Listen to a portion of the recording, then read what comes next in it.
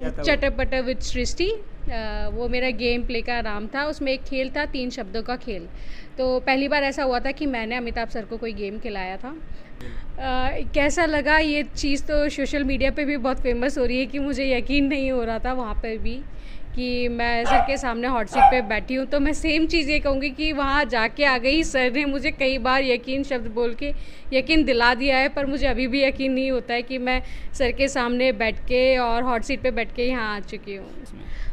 Actually KBC मेरे daddy खेलते थे। वो बहुत टाइम से मेरे डैडी ही बहुत टाइम से वहाँ जाने का ट्राई कर रहे थे, पर उनकी जगह मेरी किस्मत में लिखा था वहाँ जाना। इसी से जाने से ज़्यादा मुझे इस चीज़ का गर्व है कि अमिताभ सर सबको एंटरटेन करते हैं और मैं अमिताभ सर को एंटरटेन करके आ पाई।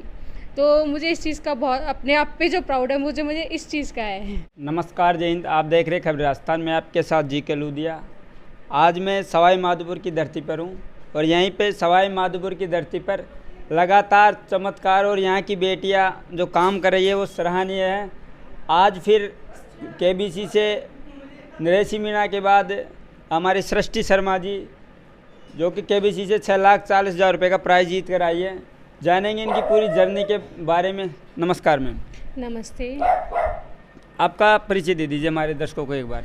मैं सृष्टि शर्मा सवाई माधोपुर राजस्थान से हूँ और मैं अभी हाल ही में केबीसी सीज़न 16 में पार्टिसिपेट करके आई हूँ। कैसा लगा सदी के महानायक बिग बी से मिलके आपको? सबसे पहले कैसा लगा ये चीज़ तो सोशल मीडिया पे भी बहुत फेमस हो रही है कि मुझे यकीन नहीं हो रहा था वहाँ पर भी कि मैं सर के सामने हॉट सीट पे बैठी हूँ। तो मैं सेम चीज़ ये कहूँगी कि वहाँ जाके आ गई, सर ने मुझे कई बार यकीन शब्द बोल के यकीन दिला दिया है, पर मुझे अभी भी यकीन नहीं होता है कि मैं सर के सामने बैठ के और हॉट सीट पे बैठ के यहाँ आ चुकी हूँ। इस जो मैंने भी आपका वीडियो देखा उसमें सर कह रहे थे यकीन, फिर आपसे पूछ रहे थे बार बार यकीन, एक बार यकीन और बोलिए।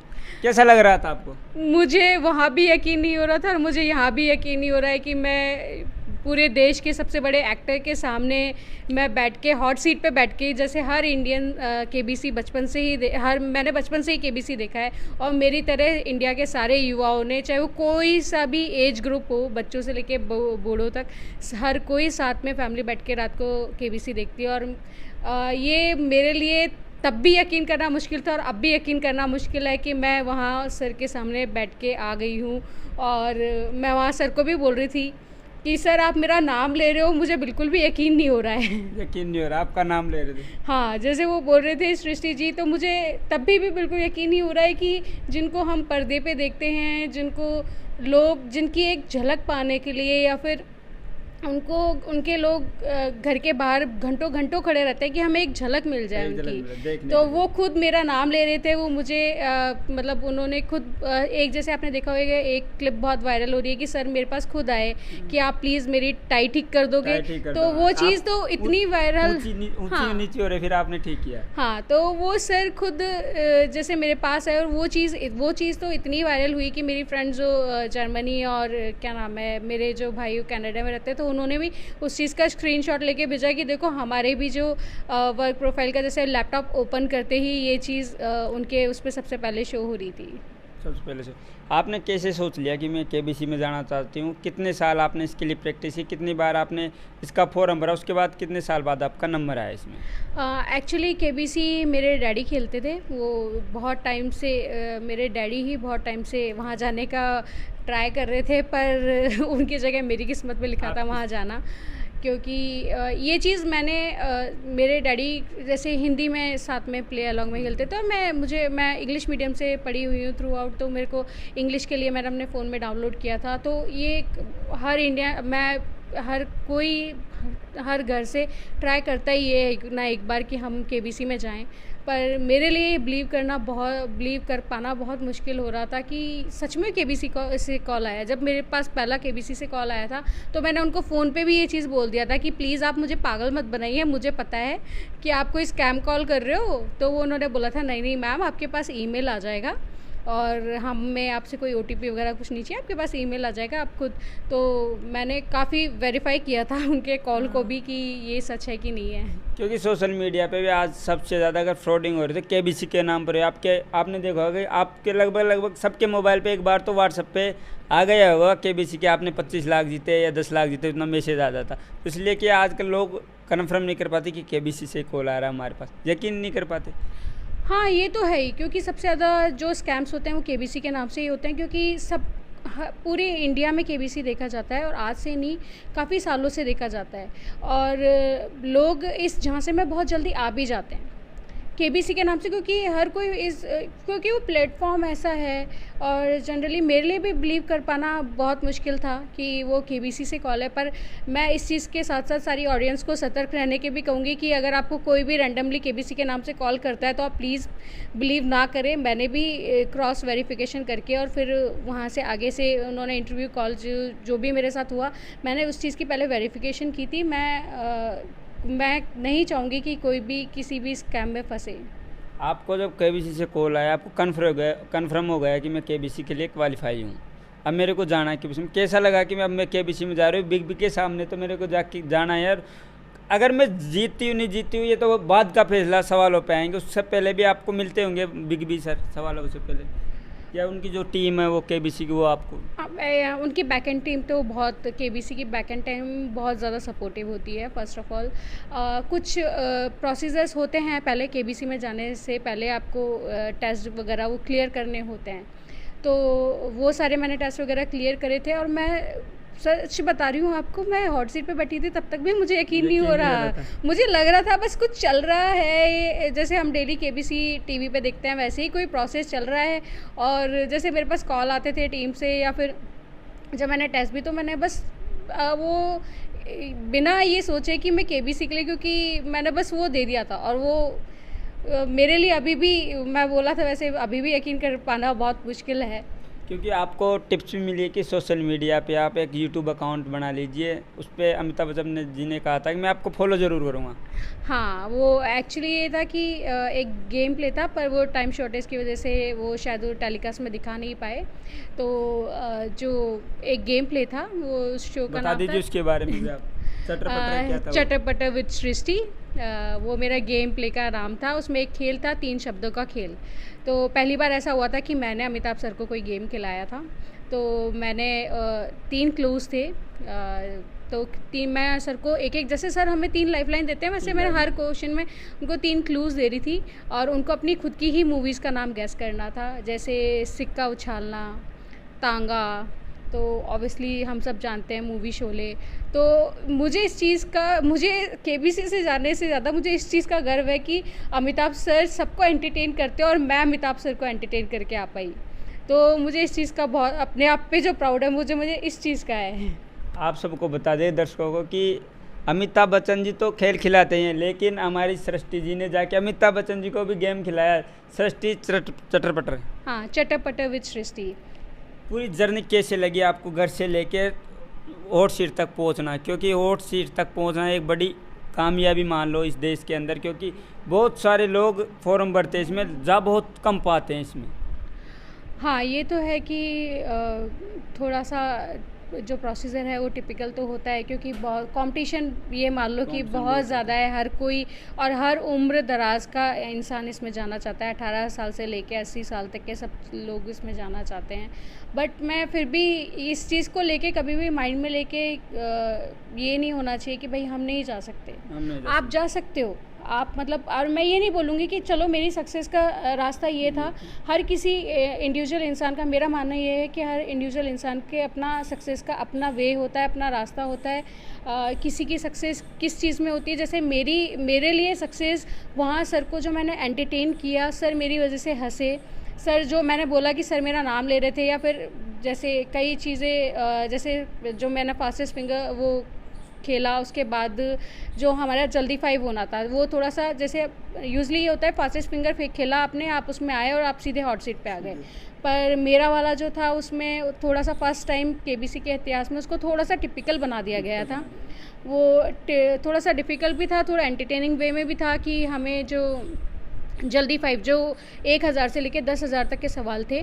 आप पहले ये था कि हॉट सीट पे बैठ के आपको 45 सेकंड्स मिलते थे और आप उसका आंसर अकेले देना होता था। आप हॉट सीट पे तो पहले जा चुके हो, पर हॉट सीट को और ज़्यादा टिपिकल बना के पहले जल्दी 5 का वो कॉन्सेप्ट लेके आए थे, जिसमें 1000 से 10,000 तक का सवाल देना था। तो उसमें जो टॉप 2 फास्टेस्ट फिंगर्स के थे, तो जैसे फर्स्ट मैं थी और जो मेरे बाद जो सेकंड थी पुष्पांजलि, हम दोनों में जल्दी 5 हुआ। और जल्दी 5 का कॉन्सेप्ट इसलिए इतना और भी ज़्यादा हार्ड था कि वहाँ पे सर क्वेश्चन बोलते हैं, क्वेश्चन बोलते से ही हमारे स्क्रीन पे क्वेश्चंस आ जाते हैं, पर ऑप्शंस नहीं आते हैं। हाँ, सर ने क्वेश्चन पढ़ रहे हैं, उसी टाइम आपने अगर क्वेश्चन पढ़ लिया है तो आप क्वेश्चन पढ़ते ही आप जो पहले बजर दबाएगा उसको अपॉर्चुनिटी मिलेगी आंसर देने की। जैसे अगर सर ने क्वेश्चन पढ़ दिया है, फिर जैसे ऑप्शन बोला सर ने ए, आपको लगता है ए है तो आपको क्वेश्चन पढ़ते ही आंसर पता है तो आप तभी दबा दो। फिर आपको लगता है ऑप्शन ए है, आप तभी दबा दो। ऑप्शन बी आया, जैसे फिर सर ऑप्शन बी बोलेंगे तब ऑप्शन बी आएगा, फिर सी बोलेंगे तब सी आएगा, डी बोलेंगे तब डी आएगा।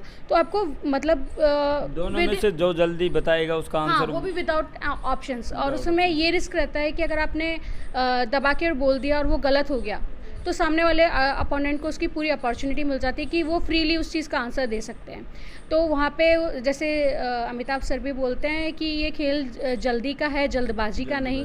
तो वो चीज़, वो एक्सपीरियंस भी मेरे लिए फ़र्स्ट टाइम केबीसी में हुआ और मैंने फ़र्स्ट टाइम एक्सपीरियंस किया, तो वो भी बहुत अच्छा था। उसके बाद मैं जैसे ही अमिताभ सर के पैर छूने गई तो उन्होंने पैर नहीं छूने दिए कि नहीं नहीं, पर उन्होंने फिर खुद ये कि आप पैर मत छूइए, आप गले लग जाइए। और उन्होंने जितने प्यार से मुझे गले लगाया, आप वीडियो देखना कि उन्होंने कितने प्यार से कि एक चीज़ और है बिग बी सर की, कि जो भी कंटेस्टेंट वहाँ पे जाता है उनको खुद कुर्सी पे वो खुद बैठा के आते हैं। हाँ, हाँ, वो खुद बैठा के आते हैं। और मुझे लगता है कि जो उन्होंने मुझे, एक होता है कि आप किसी को गले लगा रहे हो तो एक फॉर्मली आप गले लगाते हो कि आपने फॉर्मली कंटेस्टेंट को गले लगा लिया, पर आप जो मेरा वीडियो देखोगे तो आप खुद देखोगे कि सर ने मुझे कितने प्यार से गले लगाया था।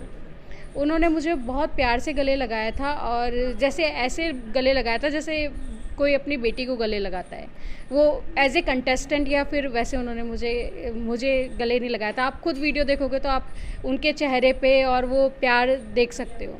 महसूस नहीं होता, आप तो एकदम फ्रैंकली बात कर रही थी उनसे, महसूस नहीं होता है आपको भाई हम ऐसे बात कर रहे थे, आप परिवार के जैसे अपने भाई से बात करते, अपने पिताजी से बात करते, उससे भी ज़्यादा फ्रैंकली बात कर रही थी आप उनसे। हाँ, मैं तो एक्चुअली मैं तो थोड़ा हूँ मतलब बोलने में। हाँ, जैसे कई जैसे जो शो हुआ उसके बाद कई सारे लोगों के ये कॉल आए थे कि भाई सारे आंसर्स आते थे, आते हुए भी लाइफलाइन क्यों ली थी, कि भाई उसने तो जैसे सर जैसे क्वेश्चंस पढ़ रहे थे तो पढ़ते ही मैंने जैसे सर ने पढ़ा क्वेश्चन और ऑप्शन दिया, ऑप्शन ए ये, बी ये, सी डी ये, तो जैसे डी बोला उन्होंने वैसे ही मैं आंसर बता देती कि सर मुझे ये लग रहा है। पर एक था कि हॉट सीट का प्रेशर मेरे लिए सबसे ज़्यादा इम्पॉर्टेंट वहाँ ये था कि मैंने वहाँ अमिताभ सर को भी बोला था कि मैंने कहा सर मैं गलती से भी गलत नहीं होना चाहूँगी, क्योंकि मेरे लिए सबसे ज़्यादा वो इम्पॉर्टेंट वहाँ वो हॉट सीट रखती थी कि मैं अमिताभ सर के सामने बैठी हूँ। और मैं ये चीज़ मेरी जैसे मेरी मदर को भी बहुत था कि भाई तेरे को तूने मतलब आंसर आते हुए भी क्यों लिए, तो वो मैं पहले अपने दिमाग में पहले से सोच के बैठी थी कि मुझे पता था कि मैं चाहे 6:30 तक जाऊँ, मैं 12:30 तक जाऊँ, मैं वहीं इसलिए सोच के बैठी थी मैं, क्योंकि मेरे लिए कई सबके अपने प्रायोरिटीज़ होती हैं। कोई सब केबीसी में जनरली पैसे के लिए पैसे होता ही है इम्पॉर्टेंट, पर मेरे लिए वहाँ पे वो मेरी प्रायोरिटी नहीं थी। मेरी प्रायोरिटी सिर्फ वहाँ पे वो हॉट सीट थी, अमिताभ सर के साथ जो सामने बैठना था और उनसे जो मैंने मोमेंट्स जिए ना, तो मेरे लिए वो करोड़ों हैं।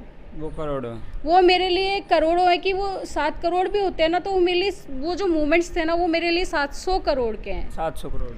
हाँ, क्योंकि मैं जैसे बोलती हूँ मेरे अंदर इतनी काबिलियत है कि पैसे तो हम ज़िंदगी में पता नहीं कितने कमा लेंगे, कितने ही कमा लेंगे, पर वो जो मोमेंट्स थे, आपको जो वहाँ रेस्पेक्ट मिल रही है और वो आपको रेस्पेक्ट अमिताभ जी दे रहे हैं, तो वो मोमेंट्स मेरे लिए सबसे ज़्यादा मतलब वो प्राइसलेस हैं। मैं आज कितने ही कुछ भी कर लूँ पर वो मोमेंट्स मैं दोबारा जाके ले नहीं सकती हूँ। हाँ। कितनी ऑडियंस रहती है वहाँ पे जब आप और सीट पे बैठे हो, कितनी ऑडियंस रहती है वहाँ पे?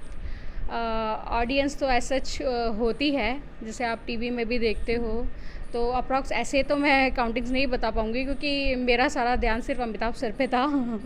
आपने देखा होगा मेरा ध्यान क्वेश्चंस पे भी बिल्कुल नहीं था। मेरा ध्यान सिर्फ अमिताभ सर पे था। जैसे फर्स्ट 2 एपिसोड में तो मेरा थोड़ा सा हेल्थ इशू हो रखा था कि मेरी थोड़ी तबीयत, मुझे सेट पे फीवर आ रहा था, तो मैं उस टाइम तो बहुत वो थी, पर जब शूट ख़त्म हुआ, मैंने दवाई वगैरह ली, उसके बाद तो अगले दिन मैं फुल ऑन मैंने ये सोच लिया था, मैंने कहा आज तो फर्स्ट फास्टेस्ट फिंगर में मेरे को आना है, और वो मेरा है थोड़ा सा कि मैं जो सोच लेती हूँ करती हूँ, तो मैंने सोचा और मैं फास्टेस्ट फिंगर फर्स्ट में उस टाइम आ गई थी। किस प्रकार की तैयारी करनी रहती है सवालों के जवाब देने के लिए केबीसी में? देखो, मैं ये चीज़ लोगों को लगता है कि हम किसी को देखते हैं ना, तो लोग क्या है, भेड़ चाल में बहुत भागने लगते हैं। तो फर्स्ट ऑफ ऑल मैं ये कहना चाहूँगी कि एक दिन में सक्सेस नहीं आती है, एक दिन में कुछ भी नहीं होता है कि हम ये सोचें कि आज केबीसी से कॉल आ गया तो हम सीधे जाके सेलेक्ट हो जाएंगे, ऐसा नहीं है। मैंने जैसे एसएससी मेंस दिया हुआ है, तो एजुकेशन क्या है आपकी? मैं ग्रेजुएट हूँ और मैंने अभी एसएससी मेंस मेरा क्लियर किया हुआ था, पर कुछ कारणवश मेरा टाइपिंग में रह गया था। तो मैं ये कहूँगी कि बहुत सारे लोगों को क्या होता है, अब अपने देख के आसपास ऐसा कुछ हुआ तो वो अपने बच्चों को प्रेशराइज़ करने लग जाते हैं कि वो चाहे बच्चा स्कूल में हो, चाहे वो कॉलेज में हो, चाहे वो अपनी लाइफ में कुछ भी कर रहा हो। तो जनरली हमारी समाज की मैं एक वो लूँगी कि लोग अपने बच्चों को प्रेशराइज़ करने चल जाते हैं कि देखो वो केबीसी में चली गई है, तुम पढ़ नहीं रहे हो। ऐसा कुछ नहीं होता, सबका अपना टाइम होता है लाइफ में, और मैं एक दिन की सफलता नहीं होती है। मैंने पढ़ाई की हुई है, जैसे मैंने आपको बताया था कि मुझे रात को 10:15 बजे आया, मेरा सुबह 11 बजे तो फर्स्ट टेस्ट हो गया था। तो एक रात में तो मैं क्या पढ़ती, पर वो उस फर्स्ट टेस्ट में भी मेरे 10 में से 10 सवाल सही थे। वो 10 में से 10 सवाल इसलिए सही थे क्योंकि वो सब चीज़ें मैंने पहले पढ़ी हुई थी। वो चीज़ मैंने पहले पढ़ी हुई थी और वो मैंने अब आप इतने शॉर्ट टर्म पीरियड में जीके समुद्र की तरह, जिसका कोई स्टार्टिंग और एंडिंग नहीं होती है। तो मैं इस वीडियो के उस पर भी सबको देना चाहूँगी कि अपने बच्चों को किसी को प्रेशराइज़ ना करें। हाँ, बस उनको ये बोलें कि आप इतने एजुकेटेड इनफ बने कि आपको पता हो कि हमारे जैसे बेसिक नॉलेज जो होती है कि हमारे देश में क्या चीज़ कहाँ है, जो एक डेली होता है कि आप न्यूज़पेपर नहीं पढ़ रहे हो तो आज के टाइम में अगर फ़ोन सब यूज़ करते हैं, तो जैसे आपके न्यूज़ चैनल के माध्यम से या फिर और जितने भी वो हैं, आप उसको उस प्लेटफॉर्म को यूज़ करके आप नॉर्मल यूज़ के आपके बारे में पता होना चाहिए आपको कि क्या क्या है। आपकी माताजी शायद जिला शिक्षा अधिकारी के पद पर हैं, तो घर वालों ने नहीं बोला आपको कि भाई क्या केबीसी में जाएगी तो कम से कम गवर्नमेंट जॉब की तैयारी कर ले? अपने इलाके में ये होता है कि गवर्नमेंट जॉब को ज़्यादा मान्यता देते हैं आजकल लोग। एक्चुअली इस चीज़ का तो मैं ये कहूँगी कि अगर मैं जो एसएससी वगैरह की जो भी प्रिपरेशन कर रही हूँ, पर ये है कि उनकी डांटें ही मेरे काम आई है। क्योंकि मैंने केबीसी फर्स्ट डाउनलोड भी अपने उसमें इसलिए ही किया था क्योंकि मेरे डैडी खेलते थे, वो हिंदी में सवाल पूछते थे, फिर बोलते थे कि क्या पढ़ते हो तुम्हें इतना सा सवाल नहीं पता। वो मैं इंग्लिश मीडियम से थी, तो फिर मैंने अपने फ़ोन में, ताकि मैं इंग्लिश में क्वेश्चन पढ़ सकूँ, जो प्ले अलॉन्ग होते हैं उसके क्वेश्चंस भी, क्योंकि टीवी पे थोड़ा सा सेकंड्स का डिफरेंस होता है कि उसमें 30 सेकंड बाद दिखता है, जो आपका फ़ोन में आप खेलते हो तो आपका फटाफट वो पहले दिख जाता है। तो उनकी डांटों से बचने के लिए मैंने ये करा था। दूसरी बात ये है कि हाँ, दूसरी मम्मी की डांटों से बचने के लिए, क्योंकि उनको हमेशा से मेरा प्राइवेट सेक्टर में ज़्यादा इंटरेस्ट रहा है और उनका ये था कि नहीं बेटा, गवर्नमेंट जॉब में ही लगना है। फिर मुझे ऐसा लगता है कि अब पेरेंट्स चाह रहे हैं तो वो मैं जितना खुद के लिए अच्छा नहीं चाह सकती, उतना आपके पेरेंट्स आपके लिए अच्छा सोच सकते हैं। तो मैं सोचती हूँ अगर मैं प्राइवेट सोच रही हूँ पर मेरे पेरेंट्स गवर्नमेंट सोच रहे हैं, तो शायद वो सही ही होंगे। मैं गलत हो सकती हूँ पर वो गलत नहीं हो सकते। माता पिता कभी गलत नहीं हो सकते। हाँ, पिताजी का सपोर्ट रहा आपके पास? क्योंकि पिताजी तो शुरू पहले से ही खेलते थे केबीसी, तो उनका तो सपोर्ट रहा ही होगा आपको। माताजी तो पढ़ाई के लिए बोलती थी, लेकिन पिताजी का तो सपोर्ट रहा होगा। सपोर्ट तो देखो, पिताजी का, माताजी का, मेरे सारे घर वालों का पूरा था, पूरा परिवार। अच्छा, हाँ। मैं इस चीज़ को मैं ये भी बोलूँगी कि एक जनरेशन से नहीं आती है कि मैं जैसे मेरे दादाजी थे, वो भी स्टार्टिंग से, एक होता है ना कि आपकी परवरिश कैसे होती है।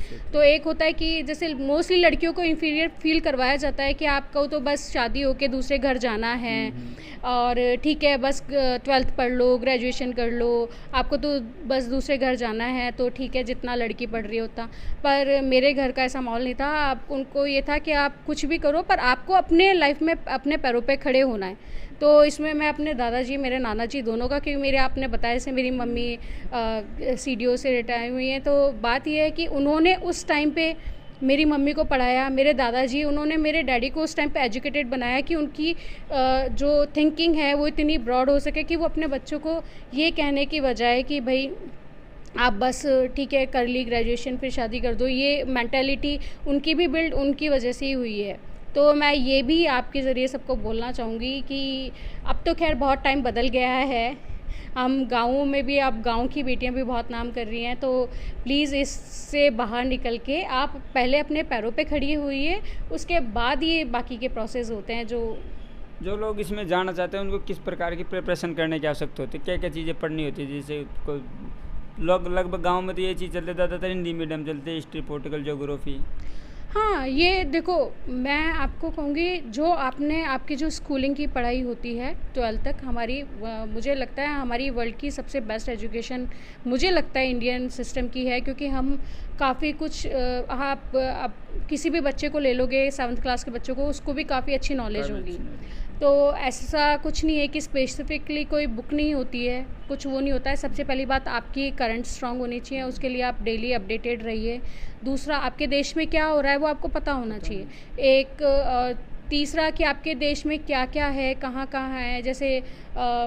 जैसे मैंने वहाँ पे भी जैसे उन्होंने पूछा था भाई आप फॉर्म भरते हो तो पूछते ही हैं कि आपके कौन से सब्जेक्ट स्ट्रॉन्ग्स हैं या क्या, तो मैंने तो मेंशन किया था कि मेरी मैथ्स बहुत अच्छी है, ज्योग्राफी बहुत अच्छी है, पॉलिटी बहुत अच्छी है, क्योंकि ये और ज्योग्राफी और पॉलिटी में मेरा इंटरेस्ट, जैसे मैं 12th तक साइंस बैकग्राउंड से थी, तो मेरा इंटरेस्ट इसलिए जागा था कि एटलीस्ट मुझे वो चीज़ें पता हों जहाँ मैं रह रही हूँ, जिस धरती पे मैं हूँ, तो मुझे अपने देश की ज्योग्राफी मुझे पता होनी चाहिए कि हमारे पहाड़ कहाँ हैं, हमारा कितने % हमारे पहाड़ हैं, हमारी बाउंड्रीज़ कौन कौन से देशों से कितनी % लगती है, हमारा क्या एरिया है, हमारे कितने स्टेट्स जो हैं उनकी भी स्पेस, जैसे हमारा आप ऊपर से लोगे तो हिमालय चालू होता है और नीचे आप इंडियन ओशियन आ जाता है, तो इसके बीच में बहुत डाइवर्स है ये बहुत चीज़ें। तो आपको एक स्टूडेंट होने के नाते या फिर इस देश के नागरिक होने के नाते भी मुझे लगता है कि आपको बेसिक इन्फॉर्मेशन कि आपके प्राइम मिनिस्टर कौन है, आपके प्रेसिडेंट कौन है, आपके CM कौन है, आपके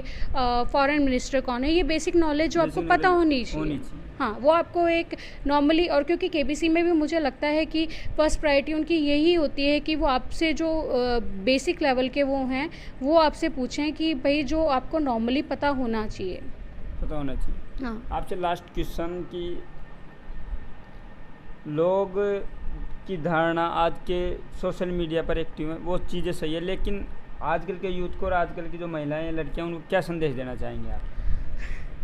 देखो सोशल मीडिया का आप यूज़ फ़ोन का सही ढंग से करते हो तो सही है। हाँ, सोशल मीडिया फ़ोन का यूज़, क्योंकि मेरी जो नॉलेज है वो काफ़ी जैसे मैंने सोशल मीडिया पे भी बहुत सारे पेजेस को फॉलो किया हुआ है, तो क्या होता है आपको आदत हो जाती है, आज के टाइम में हर किसी को आदत होगी है फ़ोन चलाने की, तो आप ऐसे पेजेस को फॉलो करके रखिए।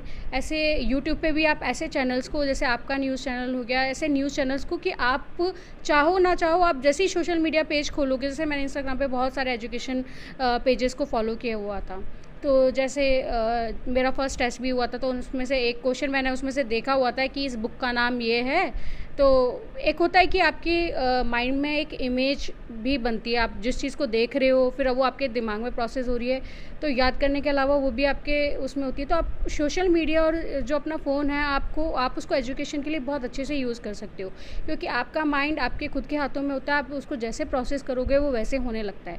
आपको सोशल मीडिया चलाने की आदत है, आप चलाओ, आप 2 एंटरटेनमेंट के चैनल फॉलो कर रहे हो, आप 5 एजुकेशन के फॉलो करो, क्योंकि आप कहीं ना कहीं एजुकेशन वाला तो लोग स्किप करते ही हैं, पर आप 5 स्किप कर रहे हो तो 5 में से 1 तो आपके दिमाग में रह ही जाएगा।